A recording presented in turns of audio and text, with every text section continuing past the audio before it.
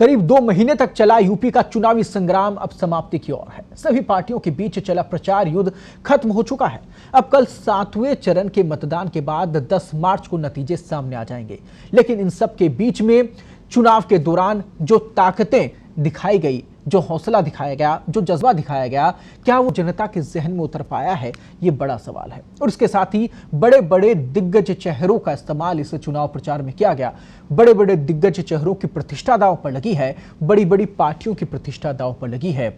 और इन चुनावी समीकरणों का कितना असर होगा, ये जनता तय कर देगी 10 मार्च को। देखिए रिपोर्ट। यूपी के लोग यूपी को गुंडागर्दी, मनचले, माफिया, भ्रष्टाचार, भाई भतीजावाद, अवैध कब्जे देने वाली गोर परिवारवादियों को पूरी तरह नकार चुके हैं। आप सरकार बनाना चाहते हो कि नहीं बनाना चाहते हो? कहीं उस सरकार के बारे में तो नहीं सोच रहे हो जिनके सांड सब बीजेपी का वोट चढ़ गए? बताओ, सांड बीजेपी का वोट चढ़ गए कि नहीं चढ़ गए? इसलिए इन्हें 7 समुंदर पार भेजोगे कि नहीं भेजोगे? ये 7 चरण वालों को अपने मित्रों के पास ही चले जाए, वहां भेज देना। धर्म और जाति को बार बार उभारने से किसका फायदा हो रहा है? आपका पेट भर रहा है? आप रोजी रोटी कमा पा रहे हैं? ये पार्टियां जो कहती हैं कि आपके धर्म की रक्षा करेंगी, इन्होंने आपका पेट भरा है? आपके जीवन में पिछले 5 सालों से तरक्की आई है कि नहीं? आई है कि नहीं? नहीं आई ना, तो तरक्की नहीं आई, रोजगार नहीं दिए, आपको सशक्त नहीं बनाया, किसान के क्या उपज खरीदा नहीं जा रहा है, महंगाई बढ़ती चली जा रही है, और ये लोग वही बातें कर रहे हैं, धर्म जाति, धर्म जाति।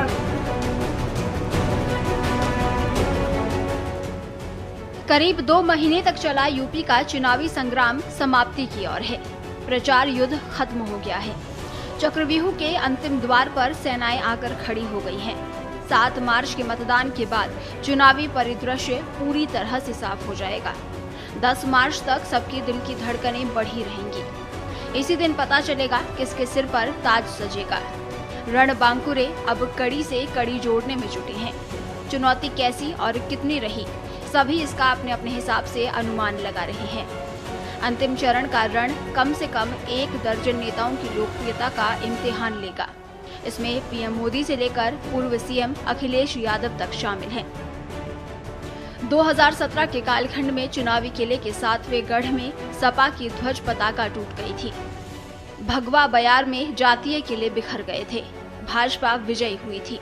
इसी वर्चस्व को कायम रखने के लिए पीएम नरेंद्र मोदी, मुख्यमंत्री योगी आदित्यनाथ, रक्षा मंत्री राजनाथ सिंह, गृह मंत्री अमित शाह और पार्टी के राष्ट्रीय अध्यक्ष जेपी नड्डा समेत कई केंद्रीय मंत्रियों ने हफ्ते भर में 9 जिलों को मत डाला। सपा ने गाजीपुर, आजमगढ़, मऊ, जौनपुर और भदोही में पूरा दमखम दिखाया। मुलायम सिंह यादव भी करहल के बाद जौनपुर के मल्हनी के मैदान में उतरे। मायावती ने भी कोई कोर कसर नहीं छोड़ी। दूर से रण देख रहे राहुल गांधी भी सियासी चक्रव्यूह को भेदने के लिए आए। वाराणसी में रोड शो किया। गाजीपुर और मऊ में माफिया डॉन मुख्तार और उनके भाई सिकबतुल्लाह ने खुद चुनाव मैदान में न उतरकर अपने अपने पुत्रों को मैदान में उतारा। चुनावी समर के आखिरी दाव में 3 सांसदों, वाराणसी से प्रधानमंत्री नरेंद्र मोदी, आजमगढ़ से अखिलेश यादव और मिर्जापुर से अनुप्रिया पटेल पर बड़ी जिम्मेदारी रही। ये तीनों अपनी अपनी पार्टी के शीर्ष नेता भी हैं। पीएम मोदी ने पिछले साल अक्टूबर से रैलियों के जरिए आक्रामक चुनाव प्रचार शुरू कर दिया था। अखिलेश यादव के लिए आजमगढ़, जौनपुर, मिर्जापुर और गाजीपुर में पार्टी की प्रतिष्ठा बनाए रखने का दारोमदार है। मोदी सरकार में मंत्री अनुप्रिया पटेल को अपने नेतृत्व और लोकप्रियता का इम्तिहान देना है। मिर्जापुर, जौनपुर और वाराणसी में उनकी प्रतिष्ठा दांव पर है। चंदौली से भाजपा सांसद और केंद्रीय भारी उद्योग मंत्री महेंद्र नाथ पांडेय, सोनभद्र को अपना नोडल जिला बनाने वाले राज्यसभा सांसद और केंद्रीय पेट्रोलियम मंत्री हरदीप सिंह पुरी और मिर्जापुर के निवासी भाजपा के राष्ट्रीय महामंत्री अरुण सिंह पर भी इस चरण में भगवा रंग को गाढ़ा करने की जिम्मेदारी थी। 2017 में 7वें चरण की 57 सीटों में भाजपा को 46, सपा को 2, बसपा को 5 और कांग्रेस को 1 सीट मिली थी। वहीं अपना दल के पास 4, सपा के पास 3 और 1 सीट निषाद पार्टी के पास थी।